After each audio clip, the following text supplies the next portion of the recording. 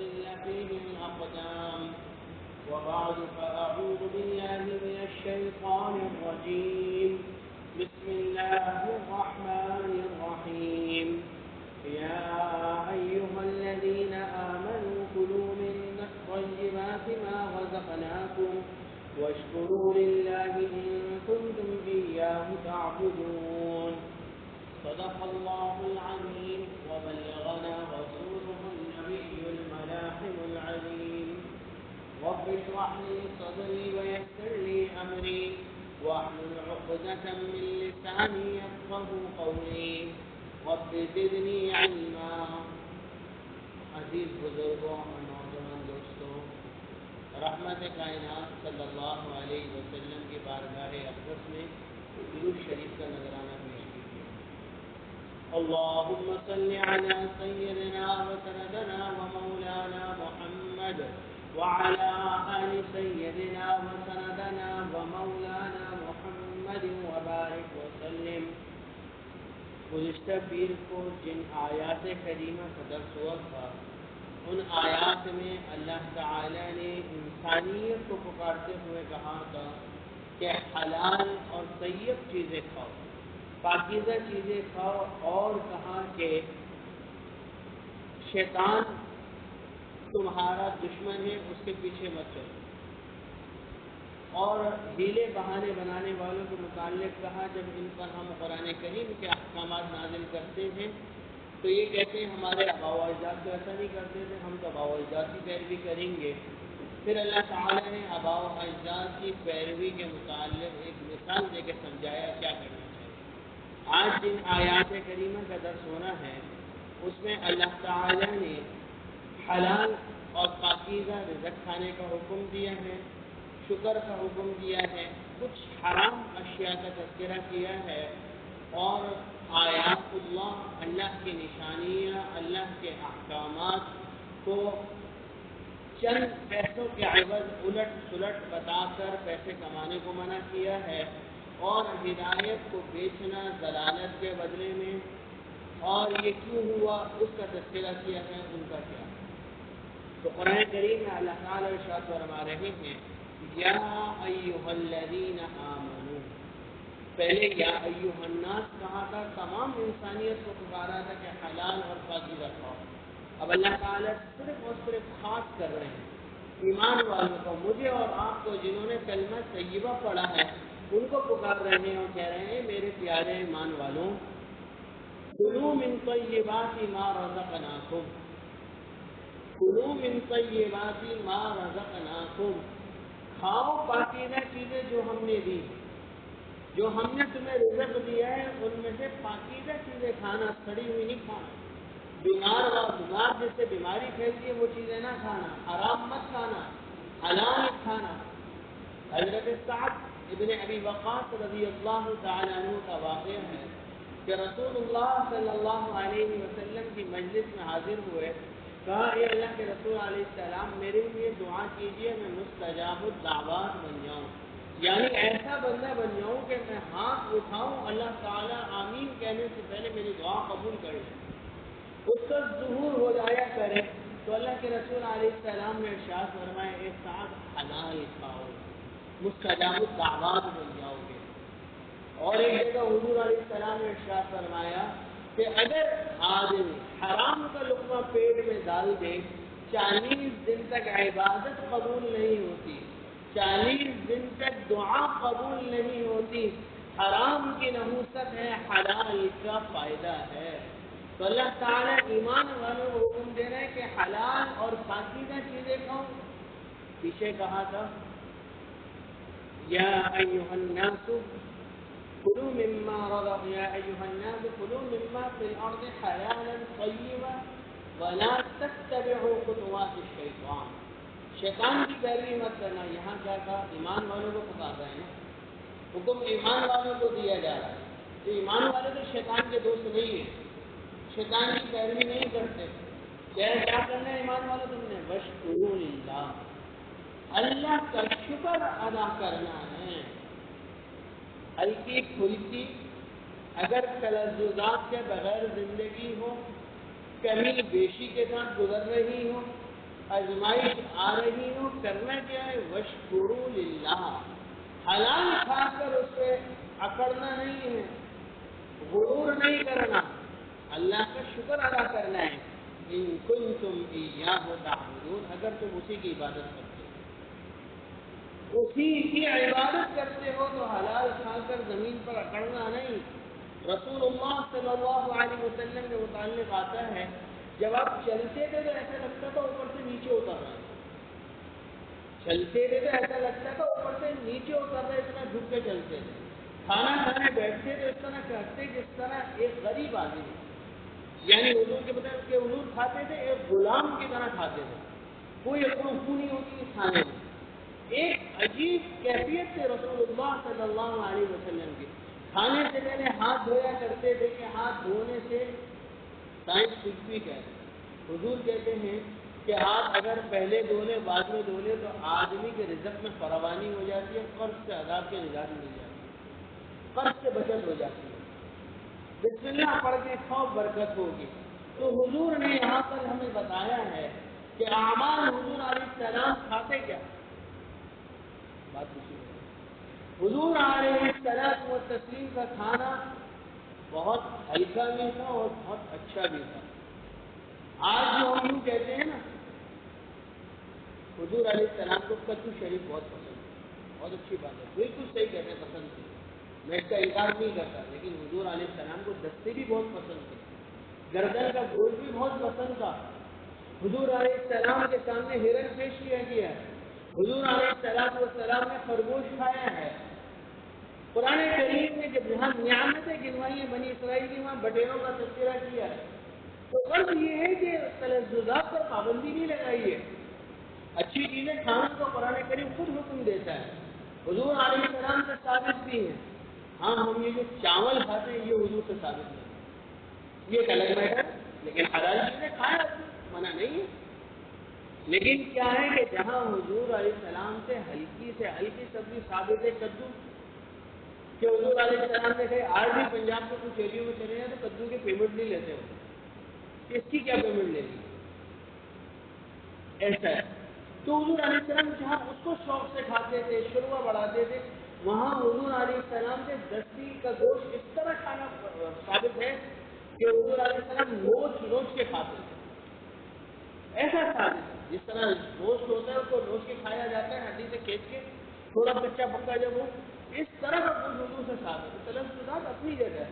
تو یہاں اللہ تعالیٰ ارشاد فرما رہے ہیں یا ایھا الذین آمنوا کلوا من طیبات ما رزقناکم واشکروا للہ، اللہ کا شکر ادا کرو ان کنتم ایاہ تعبدون، تم اسی کی عبادت کرتے ہو۔ پیچھے اصل میں ان آیات کا پیچھے کے ساتھ ربط اور جوڑ، انہوں نے اللہ کے اوپر جھوٹ باندھا کہ یہ حلال ہے یہ حرام ہے، تو اللہ تعالیٰ کہتے ہیں نہیں، جو تم حرام کرتے ہو نا حلال کرتے ہو، ان میں سے یہ چیزیں بھی حرام ہیں۔ انما حرم علیکم المیتۃ، اللہ نے تم پر حرام کیا ہے مردار کو، ایسے جانور کو جو اللہ کے لیے حلال نہ کیا گیا ہو، ایسے جانور کو جو شرعی طریقے سے ذبح نہ کیا گیا ہو، ایسا جانور جو خود مر گیا ہو، البتہ سمندر کی مچھلیاں اور ٹڈی اس سے مستثنا ہے، ٹڈی بغیر حلال کرے حلال ہے، سمندر کی مچھلی بغیر حلال کرے حلال ہے۔ والدم، اور خون کو اللہ نے حرام کیا، گوشت کے اوپر جو خون لگا ہوا ہوتا ہے وہ حلال ہے، کلیجی حلال ہے، جگر حلال ہے، لیکن جب کاٹتے ہوئے جو خون نکلتا ہے وہ حلال نہیں ہے، وہ حرام ہے۔ والدم یہاں سے وہ مراد ہے۔ ولحم الخنزیر، خنزیر نجس لائے ہیں، اس کی ہر چیز حرام ہے، اس کا کسی طرح سے فائدہ نہیں اٹھایا جا سکتا۔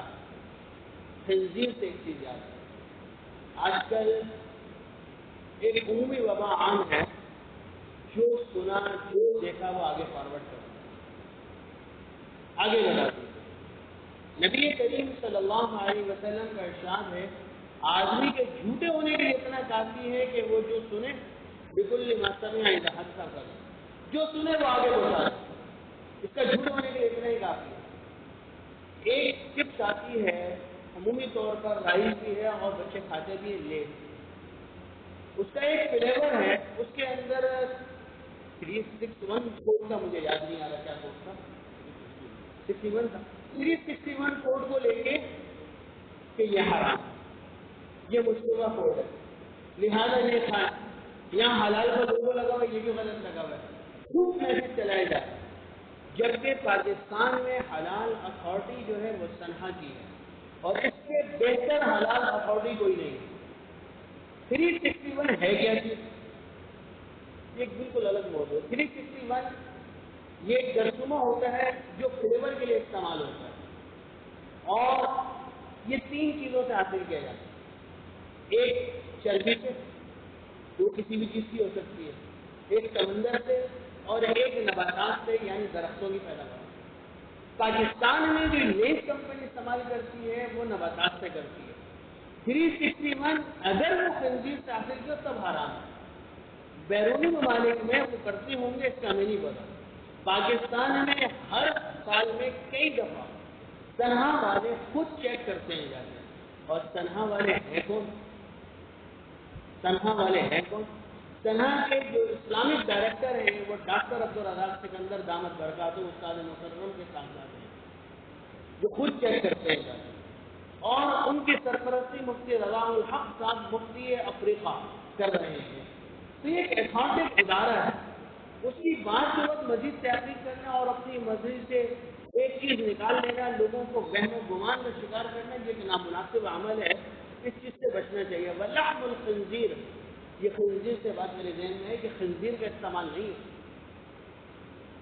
خنزیر کی ہر چیز حرام ہے. وما اہل به لغیر اللہ, اگر کسی کو کسی جانور کو اللہ کے علاوہ کسی اور کے نام پر کاٹا جائے, اللہ کے علاوہ کسی اور کے لیے اس کو مخصوص کیا جائے, اللہ کے علاوہ کسی اور کے لیے نیاز لگائی جائے, تو یہ حرام ہے, کسی صورت میں حلال نہیں ہے. وما اہل به لغیر اللہ, جو غیر اللہ کے نام کے ساتھ لگ گیا ختم ہو گیا. اسی طرح حلال جانور میں ایک ہمارے یہاں عمومی طور پر پہلے بھی شکار کیا جاتا تھا, ابھی شکار کرتے ہیں لوگ, شکار کے لیے بندوق کا استعمال. بندوق کی گولیاں پہلے جو آتی تھیں وہ آگے سے نوکیلی نہیں ہوتی. نوکیلی نہیں ہے, اس کے بارے میں سب کا اتفاق ہے, جب تک ذبح نہیں کیا جائے گا حلال نہیں. اگر نوکیلی ہے تو اس میں علماء کرام کا اختلاف ہے.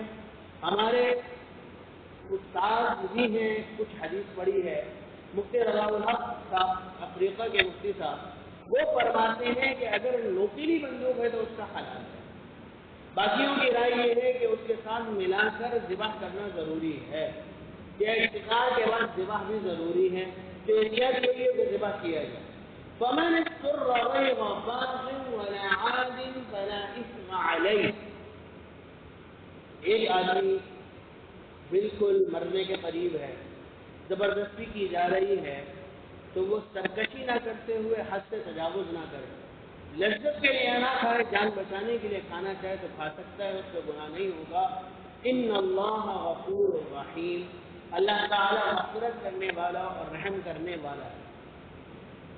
ان الذين يكتمون ما انزل الله من الكتاب ويشترون به ثمنا قليلا اولئك ما يأكلون في بطونهم الا النار, وہ لوگ جو چھپاتے ہیں اللہ کے احکامات کو, کیونکہ انہوں نے اپنی مرضی سے کچھ حلال کرنا ہے, کچھ حرام کرنا ہے, اپنی مرضی سے 361 کو حرام بنا دینا ہے, اس کو کچھ بھی کہہ دینا ہے. ان الذين يكتمون ما انزل الله من الكتاب ويشترون به ثمنا قليلا, کیونکہ چند پیسے انہوں نے کمائے.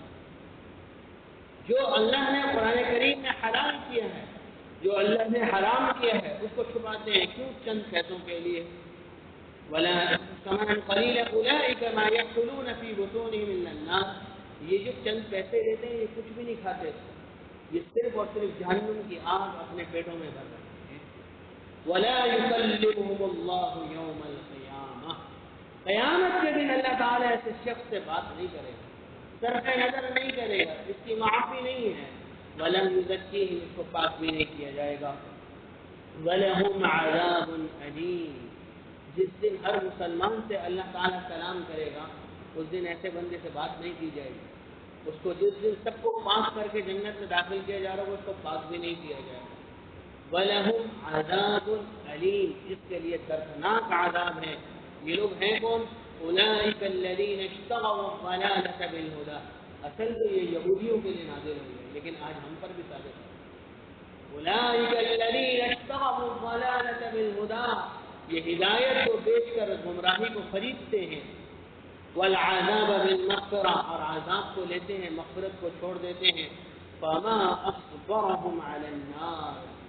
یہ جہنم کی آگ پر صبر نہیں کر سکتے. ان کو اندازہ نہیں ہے کہ کتنے گھاٹے کا سودا کر رہے ہیں. جو دل میں آیا جیسے آیا وہ بول دیا. والد گرامی رحمۃ اللہ علیہ کے پاس عالم نہیں تھے، ایک عام آدمی تھے. علماء کی صحبت اٹھائی تھی. جب گپ شپ کی محفل لگتی نا تو بعض لوگوں کی عادت ہوتی ہے وہ مذہب کو کھینچ کے لاتے ہیں کسی طرح. ادھر سے ٹائم کھینچی یار ٹائم پاس کرنے کے لیے یہ ہمارے یہ والے بھائیوں کو بھی رگڑا لگانا ہے، یہ والوں کو بھی لگانا ہے، یہ والوں کو بھی لگانا ہے، سب کو رگڑا لگانا ہے. یہ پتہ ہے یہ اگر LAD ہے تو اس کی واٹ مارنی ہے، یہ بریلوی ہے تو اس کی مارنی ہے، دیوبندی ہے تو اس کی، یہ شیعہ ہے تو اس کی مارنی ہے. ٹائم پاس کرنے کے لیے کھیل کرتے.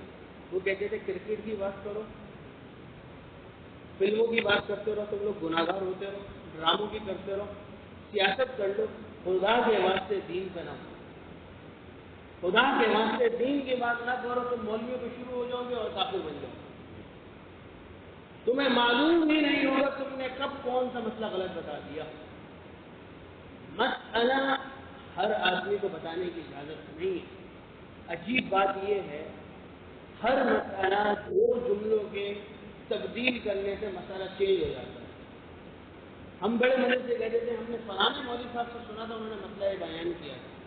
مسئلہ آپ کے لیے بیان کیا تھا، آپ کو دیکھ کے بیان کیا تھا، آپ نے جو سوال کیا تھا اس سوال کا جواب دیا. اب اس کا پتہ نہیں یہی مسئلہ ہے یا کوئی اور مسئلہ ہے. ابھی لاک ڈاؤن کے دنوں میں الحمدللہ اللہ تعالیٰ کی توفیق سے اعتکاف کی میں بیٹھنے کا سعادت حاصل ہوئی، اللہ کا کرم ہوا. تو وہاں ایک صاحب تھے وہ کہنے لگے میں نے ایک مفتی صاحب سے مسئلہ معلوم کرا ہے مسجد کے باہر کی چوریوں کی اگر نیت کر لی جائے تو اوپر جانے کی اجازت ہے. صحیح ہے انہوں نے مسئلہ معلوم کرا، مفتی صاحب نے مسئلہ صحیح بتایا، غلط نہیں بتایا، لیکن وہ سب کا ہے وہ اعتکاف سے منظور کا ہے. اگر واجب اعتکاف کر رہا ہے تو اس کی اجازت ہے، مسرور اعتکاف کی اجازت نہیں ہے. مسئلہ کیا ہے آپ نے سب معلوم کرا اور کس لیے معلوم کرا یہ نہیں پتا آپ کو. آپ نے 10 بندوں کو بیان کر دیا کسی نے عمل کیا اس کو گناہ آپ کے سر پر. اللہ تعالیٰ کے نبی کریم صلی اللہ علیہ وسلم کی حدیث مبارکہ ہے قیامت کے قرب میں علم کو اٹھا لیا جائے. وہ کیسے اٹھایا جائے گا؟ اللہ تعالیٰ علماء کو اٹھا لیں گے اور جاہل لوگ فتوے دینا شروع کر دیں گے. مجھ جیسے جاہل لوگ فتوے دینا شروع کر دیں گے. علماء کو اٹھا لیا جائے گا، خود بھی گمراہ ہوں گے دوسروں کو بھی گمراہ کریں گے. یہ وہ زمانہ ہے قرب خیر. خدا کے وقت کسی پر اعتماد نہ کریں، اپنے پرانے اکابر علماء کرام کی بات کو سنیں. خصوصی طور پر جو مستند عالم ہو اس کا مسئلہ معلوم کریں. ہر کسی سے مسئلہ معلوم نہیں کریں. فلانا بھائی جا رہا ہے اس سے مسئلہ پوچھ لیا، فلانا طالب علم جا رہا ہے اس سے مسئلہ پوچھ.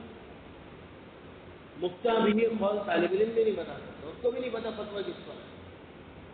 مفتی کے علاوہ مسئلہ معلوم نہ کرے، مفتی کے علاوہ مسئلہ معلوم نہ کرے. چھوٹا موٹا مسئلہ ہو تو صحیح ہے ہر عالم سے پوچھ لے آپ، لیکن کوئی سخت مسئلہ ہو تو مفتی کے علاوہ کسی سے معلومات نہ کرے. اور پھر اور کچھ زیادہ ہو تو اسپیشلسٹ سے معلوم کرے. جس طرح ڈاکٹر کے پاس جاتے ہوئے ایک علاقے کا کلینک ہے، ایک علاقے کا ہاسپٹل ہے، اس کے بعد جو ہے نا اسپیشل دواخانہ ہے. سب جگہ جاتے ہوئے جس طرح کیٹیگری ہے اس طرح اس میں بھی کیٹیگریز ہے. تجربہ تجربہ کار آدمی کے پاس جائے. أولئك الذين اشتروا الضلالة بالهدى والعذاب بالمغفرة فما أصبرهم على النار. یہ لوگ جہنم کی آگ کا صبر نہیں کر سکتے. کیوں؟ ذلك بأن الله نزل الكتاب بالحق.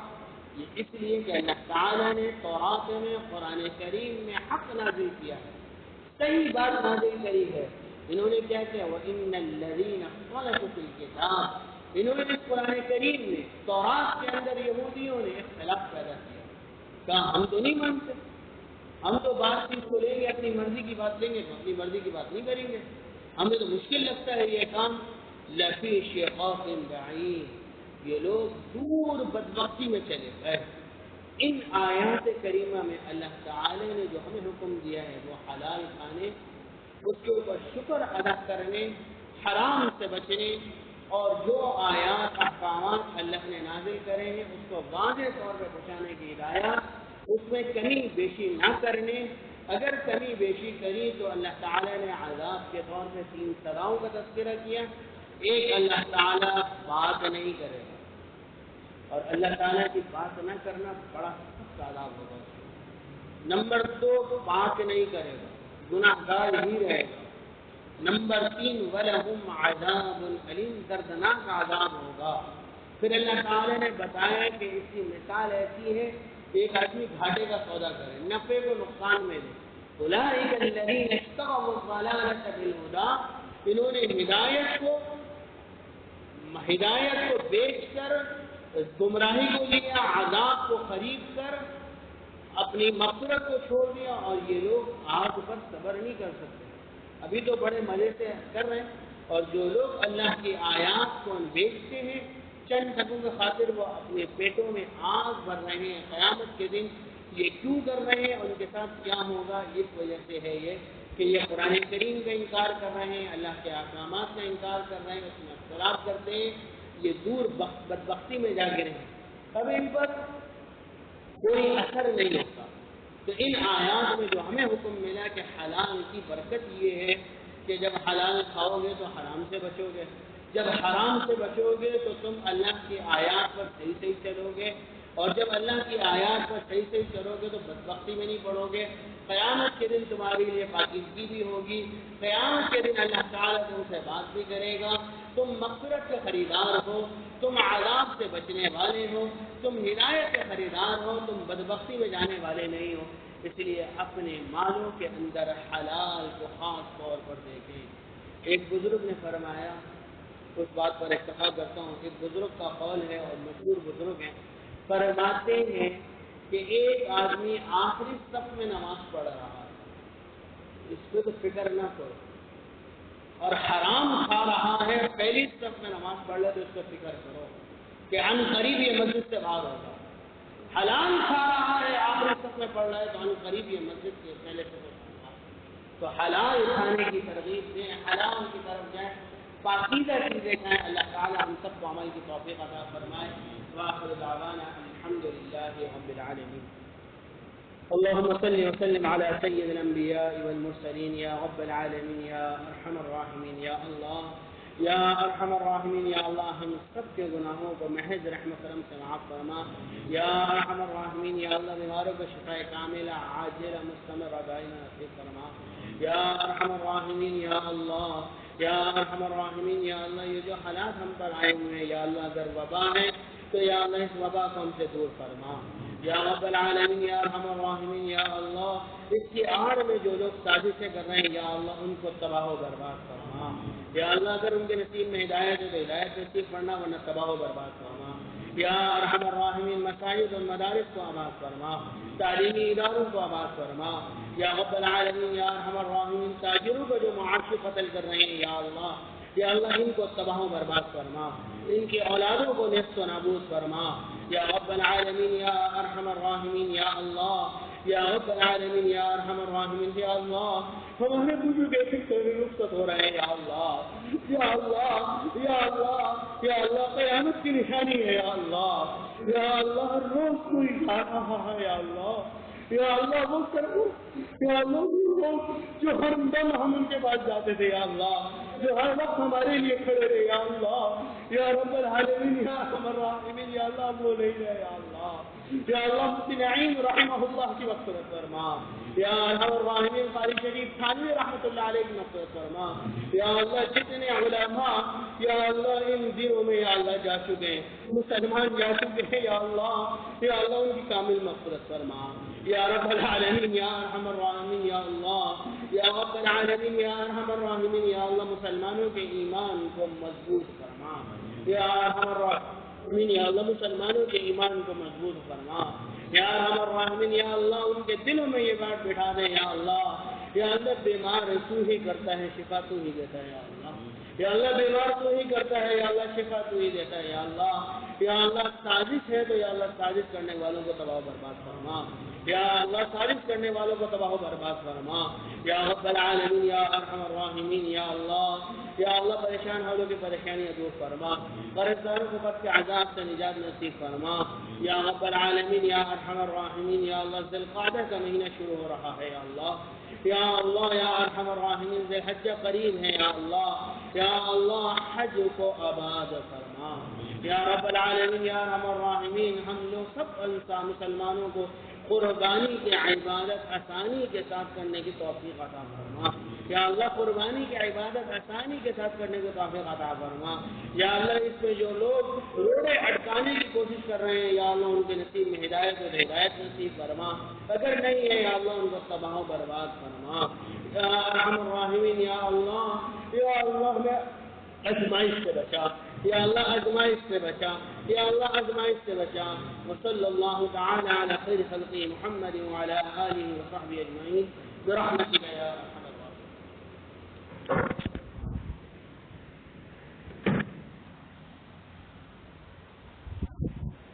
إلى يوم تزل فيه الأقدام، وبعد فأعوذ بالله من الشيطان الرجيم، بسم الله الرحمن الرحيم، يا أيها الذين آمنوا كلوا من طيبات ما رزقناكم واشكروا لله إن كنتم إياه تعبدون، صدق الله العظيم وبلغنا رسوله النبي الملاحم العليم، رب اشرح لي صدري ويسر لي أمري واحلل عقدة من لساني يفقهوا قولي، رب زدني علما۔ عزیز بزرگوں اور نوجوان دوستوں، رحمت کائنات صلی اللہ علیہ وسلم کی بارگاہ